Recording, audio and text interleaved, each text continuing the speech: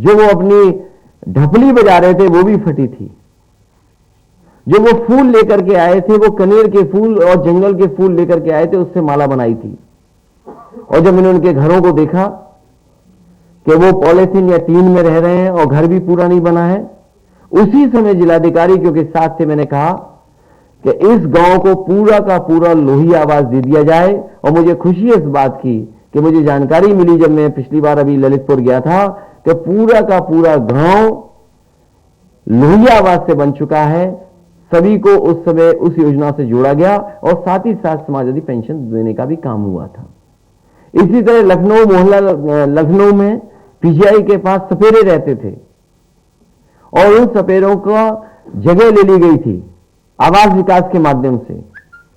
उन सपेरे परिवारों की कोई मदद नहीं हो रही थी। समाजवादी सरकार बनी थी, लोही आवास के साथ साथ उन्हें समाजवादी पेंशन से भी जोड़ने का काम होना शुरू हो गया था। मुझे याद है कि कन्नौज में बड़ी संख्या में मुझे अक्सर हमारे कार्यक्रम में सपेरे मिलते थे, सपेरे समाज के लोग मिलते थे। और पता नहीं क्यों सपेरे समाज के लोगों से हम समाजवादियों का लगाव रहा है। वो हो सकता है इसलिए भी कि जो हमारी पहचान थी, अगर हम किताबें पढ़ें, पुरानी पढ़ें, तो जो राइटर्स थे जो भारत आए, उन्होंने जहां जहां भारत को किस रूप में लिखा, उन्होंने ये भी कहा कि भारत स्नेक चार्मर्स की देश है। तो उसी समय फैसला लिया था कि एक्सप्रेसवे के किनारे एक स्नेक चार्मर्स विलेज बनाया जाएगा। उस समय जमीन चिन्हित हो गई थी, जमीन नहीं ले पाए थे, लेकिन समाजवादी पेंशन दे दी गई थी उन परिवारों को, लोही आवास भी दिया गया था। लेकिन पुणे जब सरकार बनेगी तो एक्सप्रेसवे के किनारे स्नेक चार्मर्स विलेज बनेगा। साथ ही साथ ऐसे परिवार जो ऐसे गरीब, जिनकी जातियों के नाम पर ही गरीबी दिखाई देती है, जात के आधार पर ही बहुत गरीब है, उन परिवारों को 100% समाजवादी पेंशन से जोड़ने का काम समाजवादी सरकार में होगा। एक बार फिर मैं प्रेस के लोगों का धन्यवाद देता हूं और दोबारा कहता हूं कि समाजवादी पेंशन योजना शुरू होगी। इस बार 6,000 साल नहीं मिलेगा, इस बार 18,000 रुपए साल मिलेगा। और मैं अपने ऑपरेटर से कहूंगा कि अगर पुराना एड उन्हें मिल गया हो, क्योंकि प्रेस में उस एड से शुरू करना चाहता था, वो ऐड जरूर चलाएं और उसके बाद प्रेस साल के 6,000 और महीने के 500। ये सिर्फ रुपए नहीं है, किसी मजबूर बेसहारा के घर में इन्हीं से रोटी की खुशबू है आई और कभी यही बन जाते हैं दवाई। समाजवादी पेंशन योजना में 500 रुपए की मासिक धनराशि के साथ परिवार सदस्यों और खासकर बच्चों और विकलांग सदस्यों को शिक्षा और स्वास्थ्य संबंधी लाभ दिए जाते हैं। समाजवादी पेंशन के पैसे जब पूरे के पूरे इनके हाथों में आते हैं तो इनकी कमजोरी में इनकी ताकत बन जाते हैं। कुछ लोग कहते हैं इतने रुपए में आजकल क्या होता है, ये तो उनसे पूछिए जिनके पास इतना भी नहीं होता है। मोबाइल 500 रुपये घर है, हालत बिगड़ी है, गाँव से बहुत नगद है। माना आज के हिसाब से ये कुछ कम है, लेकिन किसी ने इतना भी सोचा और कर भी दिखाया, ये क्या कम है? समाजवादी पेंशन योजना गरीब परिवारों में महिला मुखिया के नाम ई पेमेंट के माध्यम से सीधे उनके बैंक खाते में जारी की जाती है। बस ये सिलसिला हमेशा यूं चलता रहे, बढ़ता रहे, गरीब और बेसहारा का कोई सहारा बनता रहे।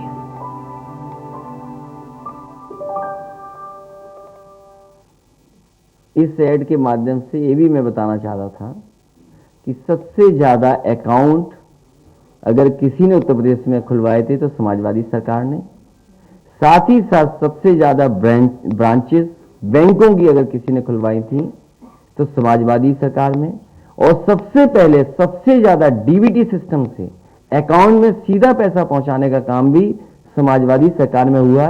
लेकिन झूठों से कैसे मुकाबला करें, यह सबसे बड़ा सवाल है।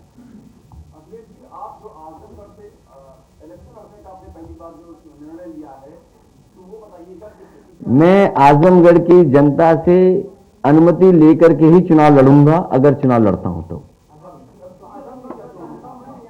नहीं, आजमगढ़ की जनता से अनुमति इसलिए लेनी पड़ेगी, वहां के लोगों ने मुझे जिताया है।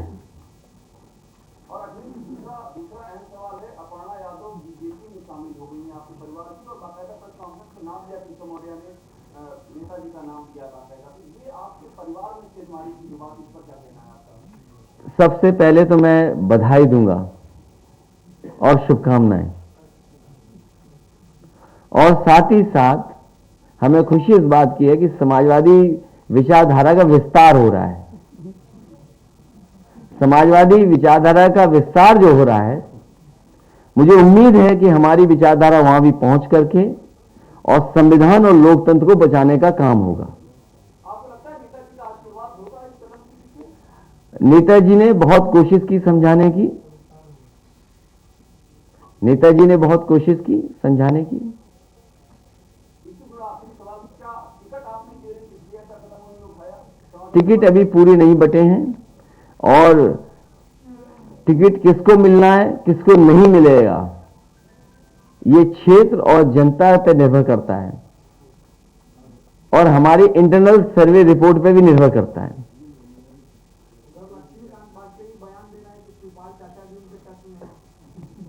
और वो भी बता दें कि वो भी किसी के टच में है। ये देखिए, मैंने अगर रोका ना होता, अभी परसों ही मैंने रोका, क्योंकि हम देखिए, एक बात तो साफ है, एक बात तो साफ है कि समाजवादी पार्टी ने जिनको लिया है और जिनको साथ लेकर के आए हैं, उनका जनाधार है और व्यापक जनाधार है, जिन लोगों को समाजवादी पार्टी में जोड़ा है। और आज जरूरत के हिसाब से और जिन राजनीतिक परिस्थितियों में आज चुनाव आगे बढ़ रहा है, उसमें समाजवादी पार्टी का कोई मुकाबला नहीं कर सकता। उत्तर प्रदेश की जनता बदलाव चाहती है, परिवर्तन चाहती है। उत्तर प्रदेश की जनता भारतीय जनता पार्टी को हटाना चाहती है। उस विकल्प में समाजवादी पार्टी के साथ इतने बड़े पैमाने पर जनता खड़ी है, और जनता का साथ देने के लिए समाजवादी लोग खड़े हैं। तो ये आपको याद होगा, 2 दिन पहले जब मैंने प्रेस कॉन्फ्रेंस की थी, वो इसीलिए की थी कि उस दिन कहा कि अब भारतीय जनता पार्टी को हम नहीं तोड़ेंगे, जो आना चाहेंगे उन्हें नहीं लेंगे। इसलिए जो टच वाली बात है ना, अगर कुछ इधर टच में है तो हमारे उधर टच में है।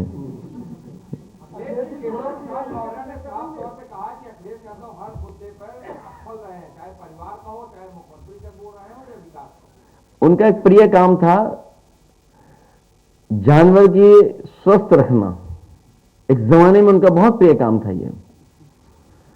पूरे उत्तर प्रदेश के जानवर आज भूखे हैं, खासकर गाय मां। आप में से पत्रकार साथी किसी गांव चले जाइए आप, गाय मां भूखी है, और जो गाय मां को भूखा रखता है उससे पाप पड़ेगा। इस बार भारतीय जनता पार्टी पे गाय मां का पाप पड़ने जा रहा है। अभी टच वाली बात चल रही है कौन किसके टच में है।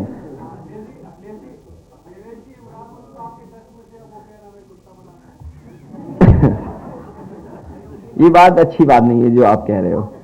राजनीति में परिस्थितियों के हिसाब से नहीं, वो ठीक है, ठीक बात है जो आप कह रहे हो। मैं समझ गया बात को, मैं बात समझ गया, लेकिन यहां मत कहिए बात। नहीं, यहां मत कहिए।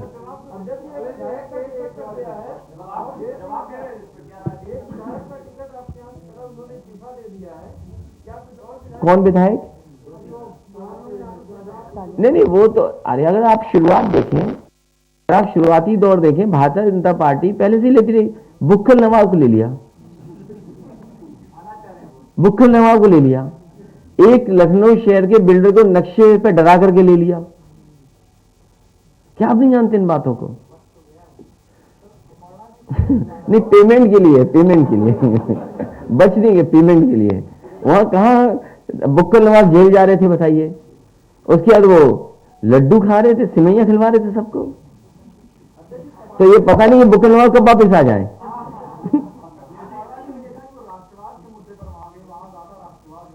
देखिए, मैं समाजवादी पार्टी में, और आपको जानकर के खुशी होगी, और आप इस बात को जानते हैं, मैं खुद मिलिट्री स्कूल में पढ़ा हूं, धौलपुर मिलिट्री स्कूल। और कभी कंफ्यूज मत होना मिलिट्री स्कूल और सैनिक स्कूल में। जो मिलिट्री स्कूल हैं वो सेंट्रल गवर्नमेंट से चलते हैं, सैनिक स्कूल है वो स्टेट गवर्नमेंट चलाती है, जिसमें फंड सेंटर के भी मिलते हैं। मिलिट्री स्कूल में बचपन से लेकर के मैंने 7 साल गुजारे हैं। आज भी पूरे देश की सीमा उठा करके देख लीजिए, कहीं ना कहीं मिलिट्री स्कूल का पढ़ा हुआ ऑफिसर वहां पर लगा खड़ा मिलेगा आपको। हमारे साथ के वो लोग हैं जो सीमा पर आज भी खड़े हैं, और कई ऐसे लोग हैं जिन्होंने हमें कमांड किया। जब स्कूल में थे हम, तो हम लोगों को कमांड करते थे वो हमारे स्कूल कैप्टन हुआ करते थे। वो प्रेसिडेंट के एडीसी रहे हैं, और 2 बार रहे एडीसी प्रेसिडेंट के नारायणन जी जो थे उनके एडीसी 2 बार रहे वो। और दुर्भाग्य यह है कि जब राष्ट्रपति भवन से वो हटे, वो इतने अच्छे अधिकारी थे कि उन्होंने मुकाबला किया आतंकवादियों को, वो शहीद हुए। जब मैं मिलिट्री स्कूल गया तो उनकी याद में वहां चीजें रखी गई, और आज वहां पर उनके याद में प्रतिमा लगी है धौलपुर मिलिट्री स्कूल में। एक और हमारे सीनियर थे, जब मैं स्कूल में गया तो उस समय जो कैप्टन थे, स्कूल कैप्टन, वो सॉर्ट ऑफ ऑनर उन्होंने लीड किए आरडीसी की परेड। आज दुनिया बड़ी कंपनी में काम कर रहे हैं। वो हमारे क्षेत्र के थे, कन्नौज के रहने वाले थे, एडीसी टू प्रेसिडेंट रहे। उन्होंने सॉर्ट ऑफ ऑनर मिला उन्होंने आरडीसी की परेड को लीड किया, और एडीसी रहे राष्ट्रपति के। आज अमेरिका के बहुत बड़ी कंपनी में काम कर रहे हैं, और कन्नौज के थे। मैं तमाम एग्जांपल बता सकता हूं। समाजवादियों को और मुझे सर्टिफिकेट नहीं देना है भारतीय जनता पार्टी को। भारतीय जनता पार्टी की टॉप लीडरशिप बताए, उनके साथ का पढ़ा हुआ एक ऑफिसर हो आर्मी में तो बता दें हमें। भारतीय जनता पार्टी की टॉप लीडरशिप में, फिर मैं दोहराता हूं, एक भी उनका क्लासमेट अगर आर्मी में रहा हो तो बता दे हमें, ऑफिसर रहा हो तो बता दो। अब मैं आप पे छोड़ता हूं कि आप तय करो कि राष्ट्रवाद का रूप क्या हो।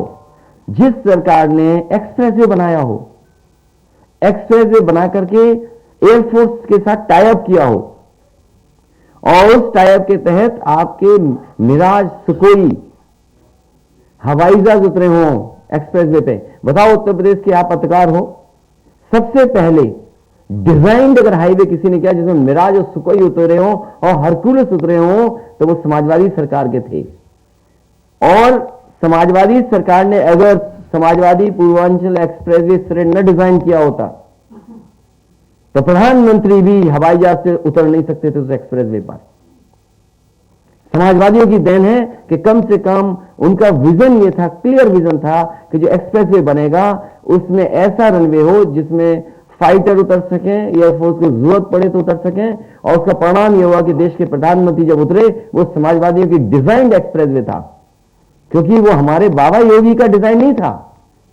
इसलिए प्रधानमंत्री को पता था कि जो उनके साथ है उसने डिजाइन नहीं की है, ये काम चोरी वाले मुख्यमंत्री हैं, इसीलिए उन्हें सजा देने के लिए पैदल पैदल चलाया था।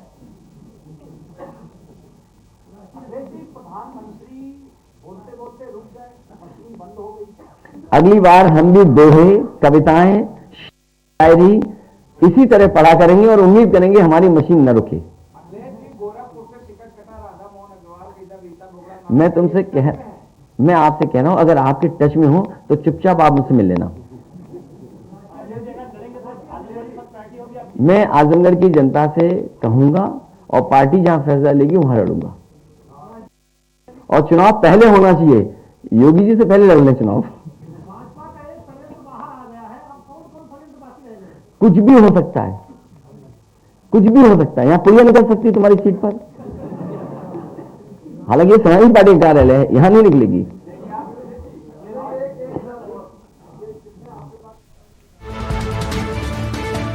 और यहां पर अखिलेश यादव ने प्रेस कॉन्फ्रेंस की। उन्होंने कहा कि मैं आजमगढ़ की जनता से पूछकर चुनाव लड़ूंगा, या फिर पार्टी जहां से तय करेगी वहां से चुनाव लड़ूंगा।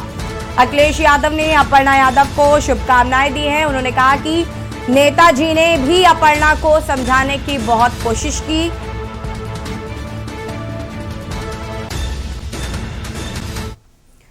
और अब रुख करेंगे खबरों का।